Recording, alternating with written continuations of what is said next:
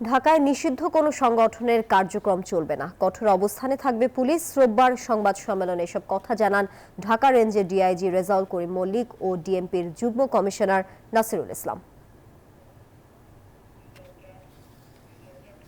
ও দুর্নীতিকে প্রশ্রয় দেওয়া হবে না। নিষিদ্ধ ঘোষিত সংগঠন কিংবা পতিত সরকারের দোষরা যদি জনগণ বান্ডেল থাকলে প্রতি সেনমানিতে টাকা বাঁচবে। বিকাশ সেনমানি বান্ডেল কিনে জিতুন প্রতি লেনদেনে। নিরাপত্তায় বিঘ্ন ঘটানোর বিন্দুমাত্র চেষ্টা করে সেটা শক্ত হাতে দমন করার সক্ষমতা ঢাকা রেঞ্জে রয়েছে।